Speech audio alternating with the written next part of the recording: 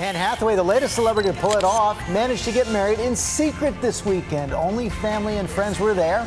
And ABC's Paula Ferris has the inside details on how Hathaway and other Hollywood stars keep the paparazzi away from their happy day. When two people from completely different worlds fall in love, one a global star, the other living a modest private life, the world doesn't stay quiet.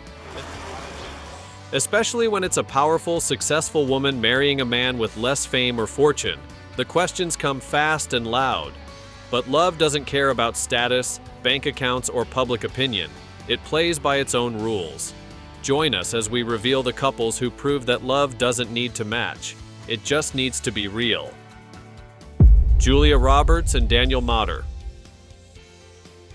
Julia Roberts first crossed paths with Daniel Mauter on the dusty set of the movie The Mexican in the year 2000. She was already the smiling superstar who had carried films like Pretty Woman and Erin Brockovich, earning more money per picture than most actors could dream of. He was a quiet camera operator, used to slipping behind the scenes, setting up shots, and fading into the background once the director called cut.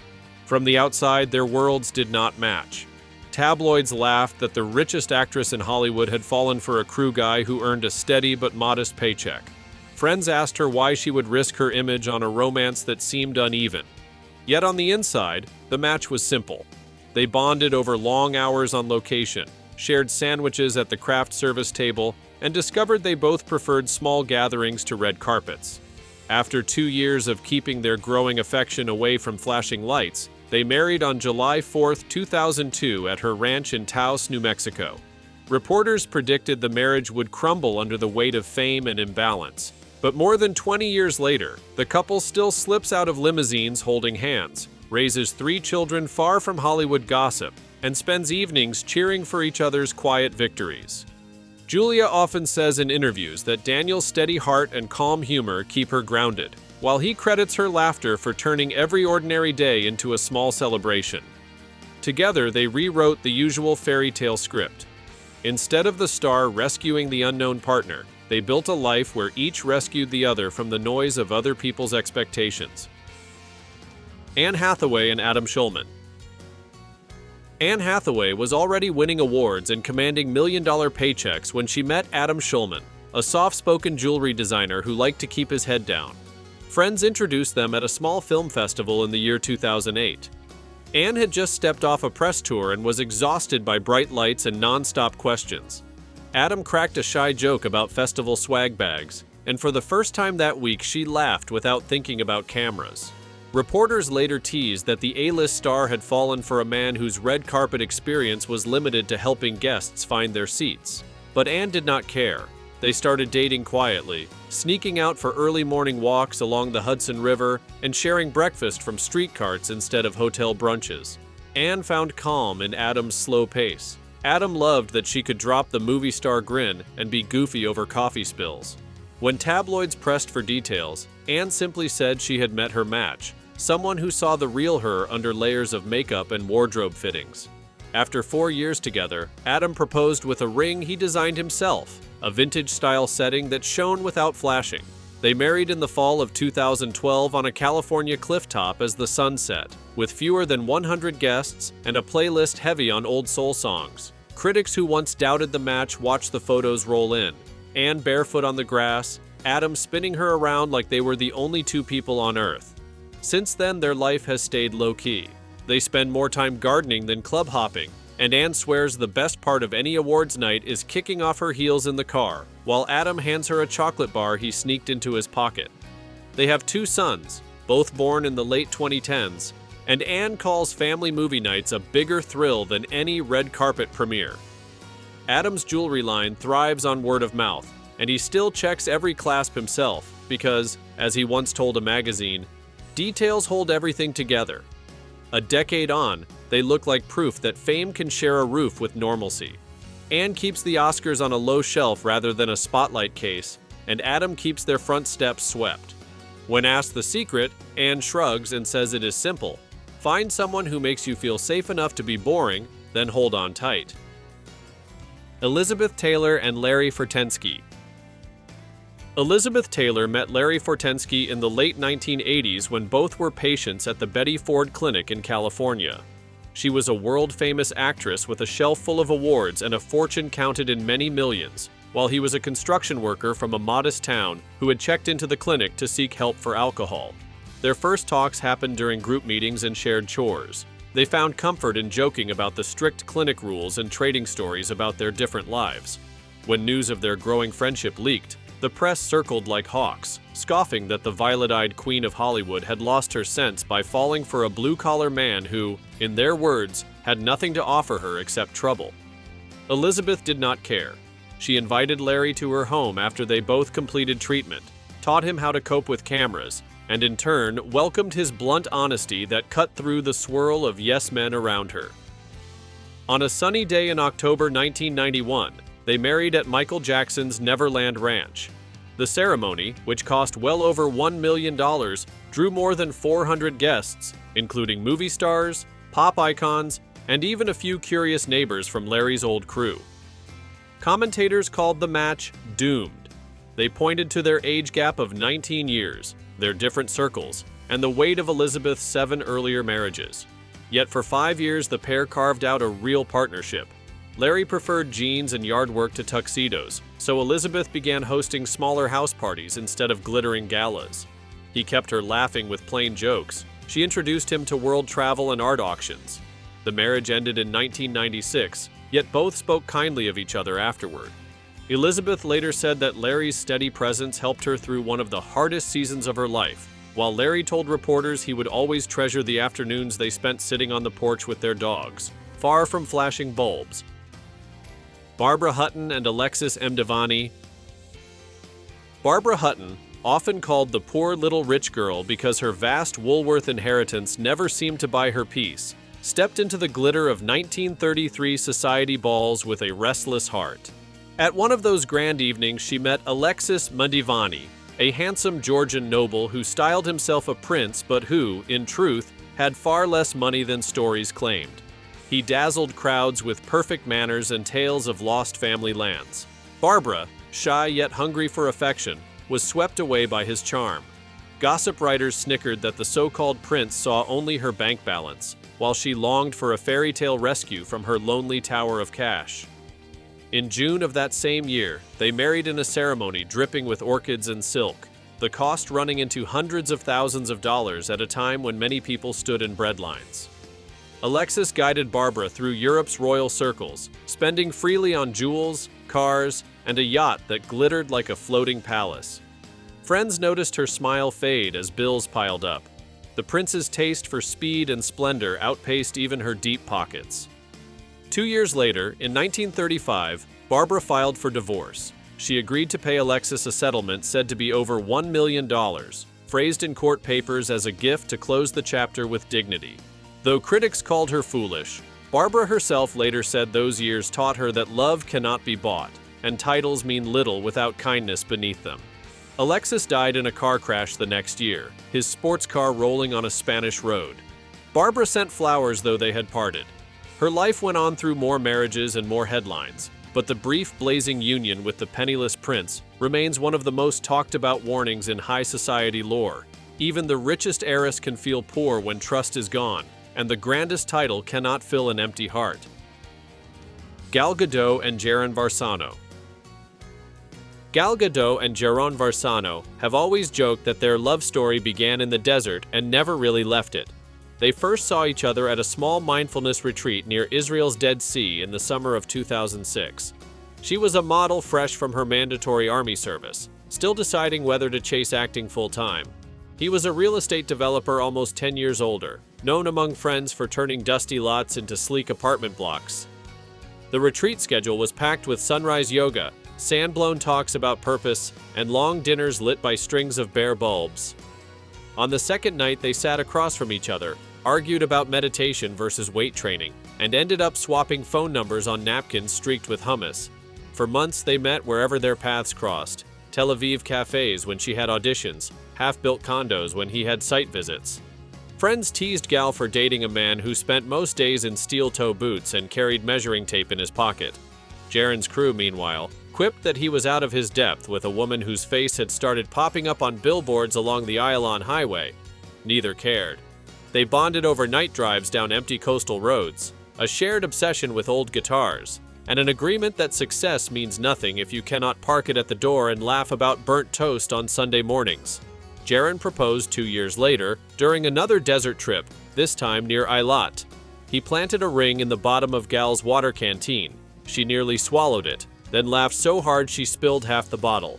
They married in late 2008 at a small hotel garden in Tel Aviv.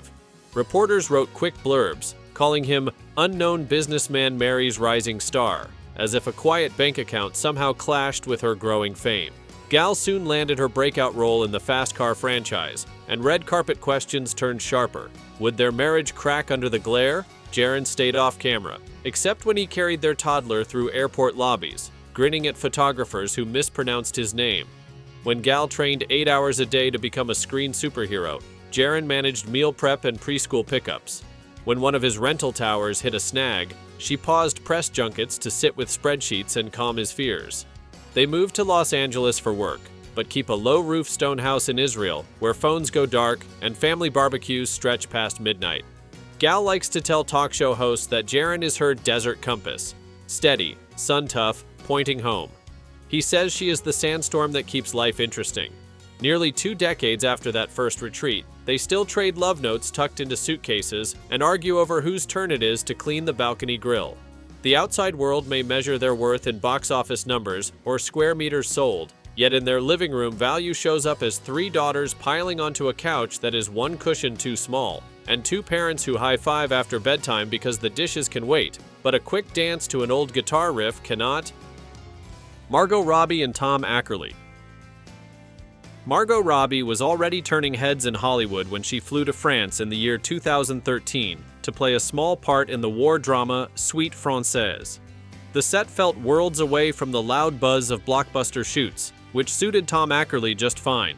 He was an assistant director, focused on call sheets and tracking shots, happy to fade into the hum of cables and clapperboards.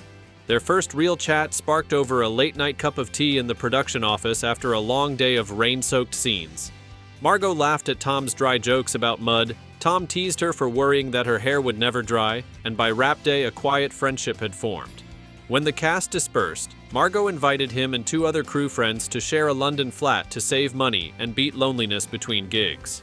Reporters would later marvel that an actress paid in 7 figures was splitting chores and rent with mates, but to Margot the setup felt normal and free of ego.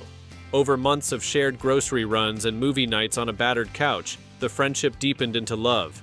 At first, they hid the romance even from their flatmates, slipping little notes and stealing early morning walks by the Thames before call times.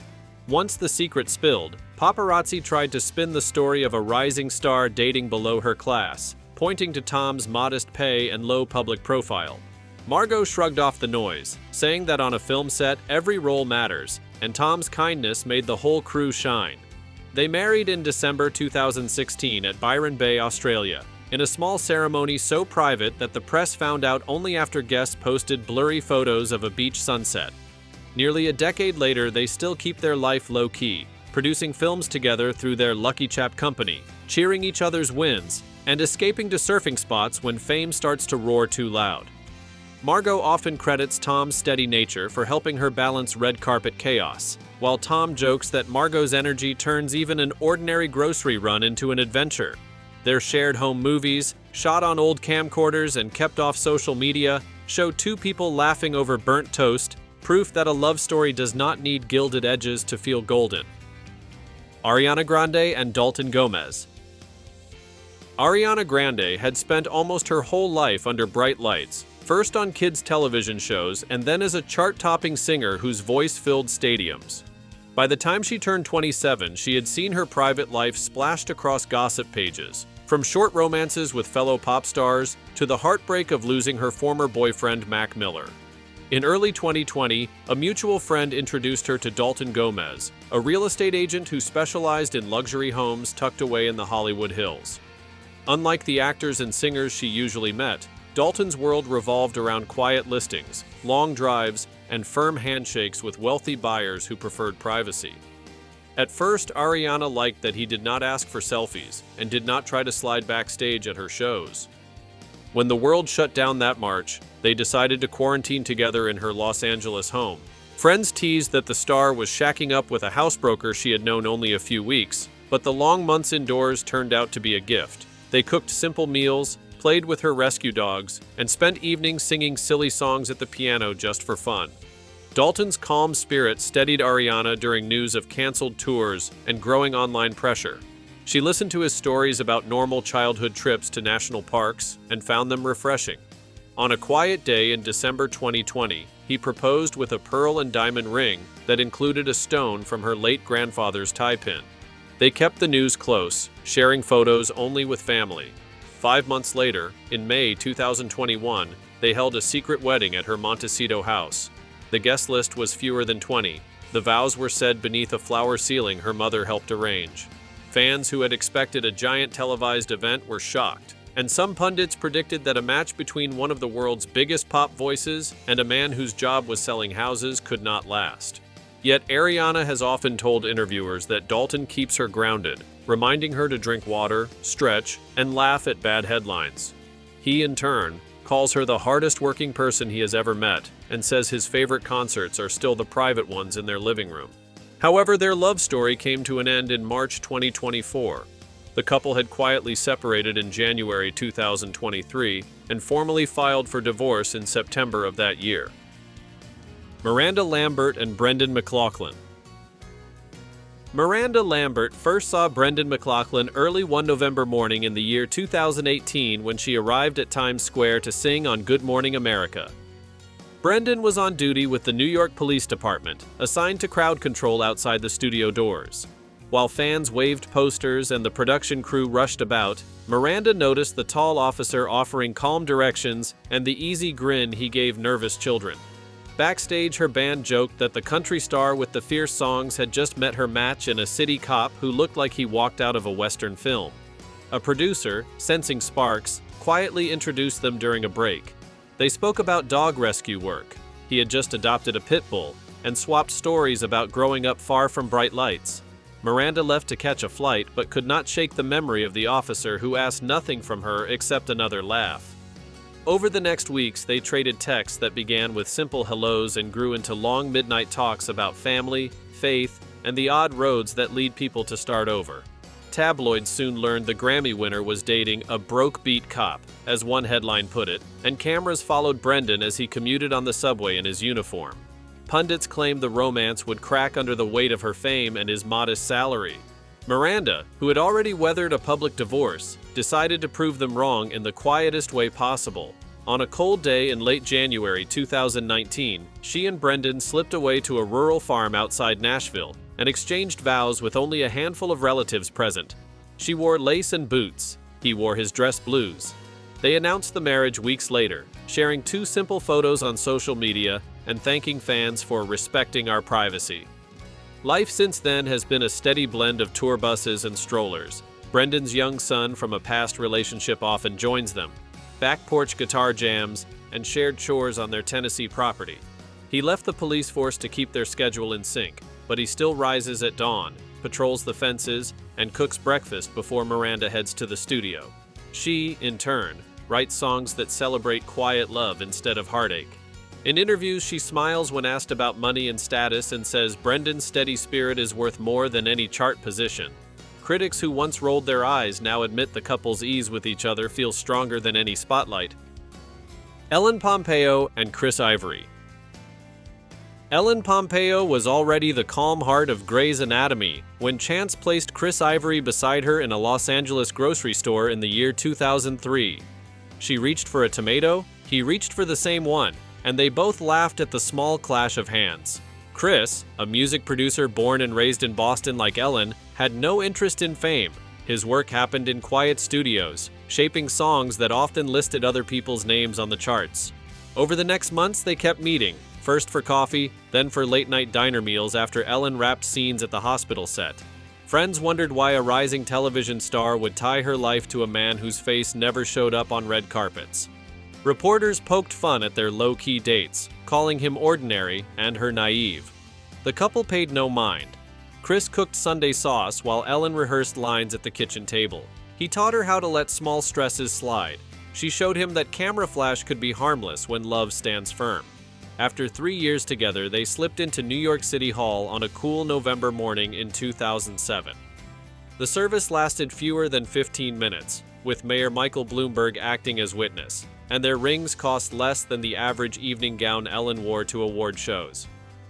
Tabloid writers grumbled about the simple affair, saying a headline actress should have staged a fairy tale wedding, yet Ellen later called it perfect because no one else's script guided their vows. Marriage brought seasons of long workdays apart.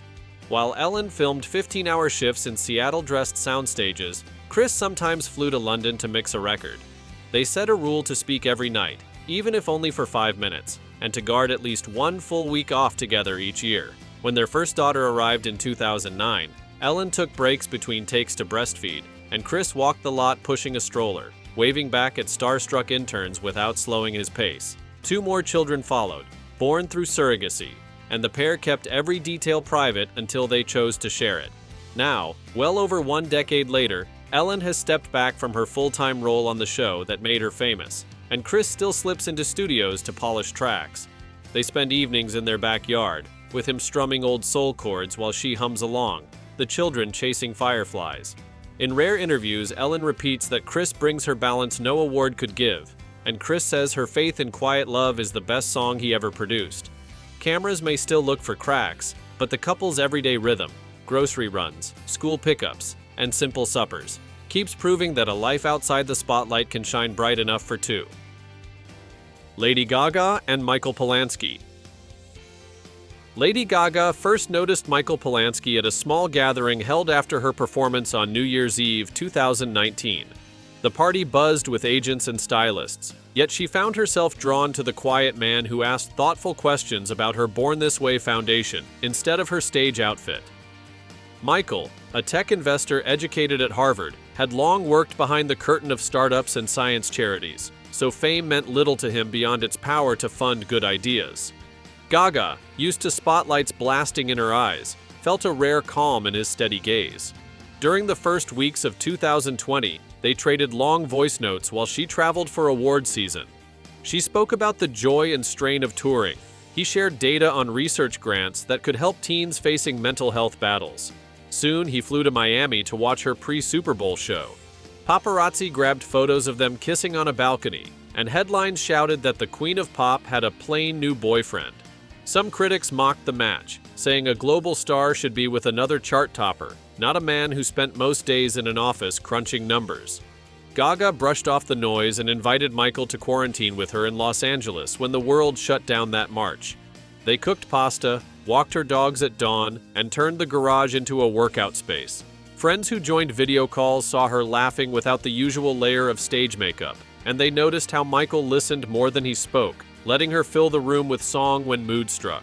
By the end of the year, she called him the love of her life on a television interview, and in early 2022, she was spotted wearing a ring whose diamond stretched nearly across 2 knuckles. She has never announced a wedding date, choosing instead to guard the relationship's quiet center. Reporters still point out that Gaga's fortune towers over Michael's, but those close to the pair say finances do not shape their daily rhythm. He reads every draft of her new lyrics. She attends the fundraisers he hosts for cancer research. When she tours, he joins for a few cities, then slips back to work, leaving her sweet handwritten notes in the dressing room mirror. She returns the favor by sending breakfast pastries to his staff with cards that simply say, "Thank you for sharing him." Their story keeps unfolding away from bright marquees. Yet each time Gaga steps onto a red carpet with Michael at her side, smiling shyly while she poses like a living sculpture, they offer a small lesson. A love built on shared purpose and gentle respect can outshine any mismatch in fame or fortune, and even the loudest entertainer can find harmony in the quiet company of one thoughtful partner. Cynthia Nixon and Christine Marinoni. Cynthia Nixon used to think nothing could top the nerves she felt on opening night, until she started attending her kids' school meetings. Fluorescent lights, sticky floors, and those charts showing test scores that kept sliding the wrong way. That was real pressure. Frustrated, she threw herself into New York City's messy fight for better public schools. And that's where Christine Marinoni kept popping up. a tough, ginger-haired organizer who could turn a budget spreadsheet into a rallying cry everyone understood. Cynthia had the fame and the Emmys. Christine had the clipboards and the contacts. They were an odd pair in tabloid terms, but in real life they clicked. After late-night strategy sessions, they'd duck into a corner pizza shop, swap war stories over greasy slices, and laugh at how small victories, an extra art teacher here, a repaired boiler there, felt bigger than any red carpet win. People scoffed. Headlines asked why a millionaire actress was dating someone who spent her evenings stapling leaflets. Cynthia and Christine tuned it out. At home in Brooklyn, wealth meant whoever woke up first made coffee, whoever got home last picked up dumplings, and both remembered to cheer when the kids nailed a spelling test. One spring afternoon in 2009, during yet another rally for marriage equality, Christine pulled out a simple silver ring. No orchestra, no flashbulbs, just a quiet, "Will you keep doing this life with me?" Cynthia said yes. They waited until New York finally legalized same-sex marriage, then tied the knot in a riverfront garden in 2012, serving homemade pies and dancing to a borrowed speaker. Since then, Cynthia's run for governor leaned on Christine's ground game, and Christine's nonprofit wins airtime because Cynthia can spin policy into plain English. Reporters still ask how their worlds fit together. Cynthia just shrugs. Fame is loud. Christine is steady. I'll take steady. Christine grins and adds, "Love is showing up, even when the sound system squeals." They're still showing up, at marches, at school board votes, at that same pizza joint when the night runs long, proving that the richest partnership isn't about matching bank accounts or magazine covers. It's about finding someone who will stand beside you on the corner, rain or shine, yelling for a better world, and then sharing a slice when the work is done. Raven-Symoné and Miranda Mday. Raven-Symoné had lived under bright studio lights since she was a little girl on television, yet real life started for her on a quiet afternoon in Los Angeles when a mutual friend brought Miranda Mday along to a backyard game night. Miranda worked behind the scenes as a social media manager, juggling brand posts and analytics reports while Raven juggled scripts and song rehearsals. They clicked over a shared love of corny jokes and late 90s R&B. For months they kept things low-key, carving out moments between Raven's taping schedule and Miranda's client calls. They took walks at dusk through neighborhoods where no one asked for selfies, trading stories about growing up, coming out, and learning to trust people who said they cared.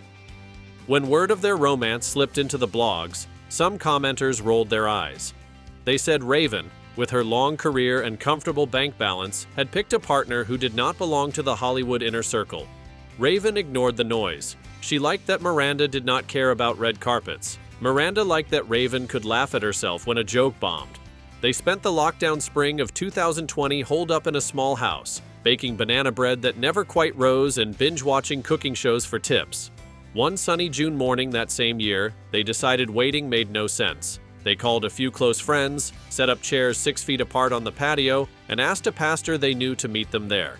Raven slipped into a simple black jumpsuit. Miranda wore a white sweater dress. They exchanged handwritten vows that promised patience and honest talk, then toasted with sparkling cider because the stores nearby had run out of champagne. Later they posted one photo online, 2 rings, 4 hands, 1 word, married, and logged off to grill veggie burgers for dinner. Since that day, Raven has kept filming and recording, but she skips most industry parties so she can be home for Miranda's homemade taco nights.